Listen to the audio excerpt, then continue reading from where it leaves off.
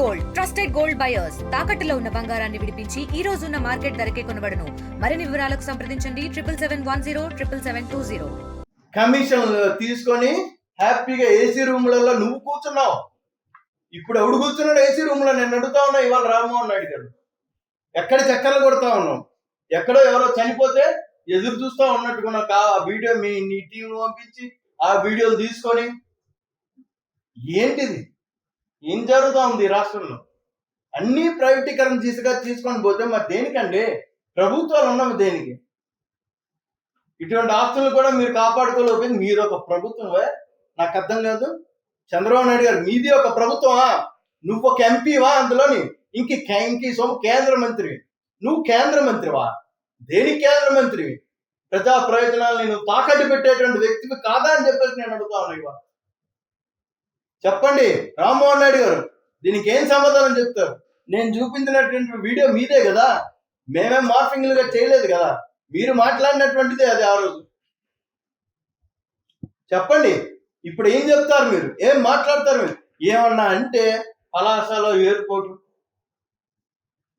ఆ పోర్టు దగ్గర ఎయిర్పోర్టు, ఇవే మాటలు వస్తున్నాయి తప్ప ఇవాళ నేను రామ్మోహన్ నాయుడు గారు నేను ఓపెన్ గా అడుగుతా ఉన్నాను, నీకు సత్తా ఉంటే దమ్ముంటే ఈ ప్రైవేటీకరణ నిలుపుదల చేయండి.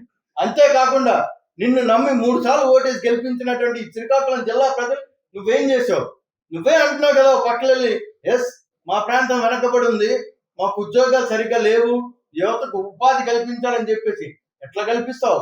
ఇంత పెద్ద ఎత్తున ఉండేటువంటి ఉపాధి నేను ఆపలేకపోతున్నావు, నువ్వా ఉపాధి కల్పిస్తావు అని చెప్పేసి నేను అడుగుతా ఉన్నాను. నీకు సత్తా ఉంటే 4 ఏళ్ళు ఉంది కదా, సెంట్రల్ గవర్నమెంట్ ద్వారా నడిపించేటువంటి ఏ ఒక్క పరిశ్రమని నువ్వు తెచ్చి సాధించగలవా అని చెప్పేసి నేను అడుగుతా ఉన్నాను.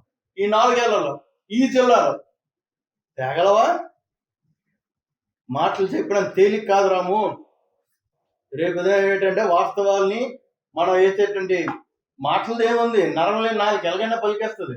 ఇవాళ నువ్వు అపోజిషన్ లో ఉన్నావు అని చెప్పేసి నువ్వు మాట్లాడినావు, ఇవాళ అధికారంకి వచ్చేసరికి ఏమైంది?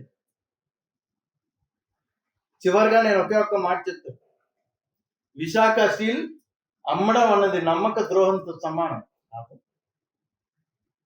అదే విధంగా దాన్ని రక్షించుకోవాల్సినటువంటి బాధ్యత మనకుంది.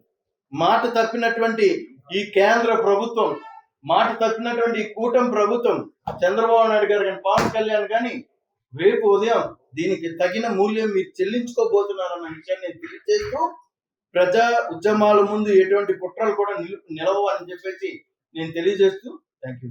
తెలుగులో న్యూస్ కి ఫాస్టెస్ట్ యాప్ ఇప్పుడు టోటలీ న్యూ అవతార్లో జస్ట్ 5 seconds లో కంప్లీట్ న్యూస్. సోషల్ మీడియాలో ట్రెండ్స్ కి one stop solution. Live TV app voice search option తో ఇప్పుడే డౌన్లోడ్ చేయండి లేదా అప్డేట్ అయిపోండి. యాప్ లింక్ డిస్క్రిప్షన్ లో ఉంది.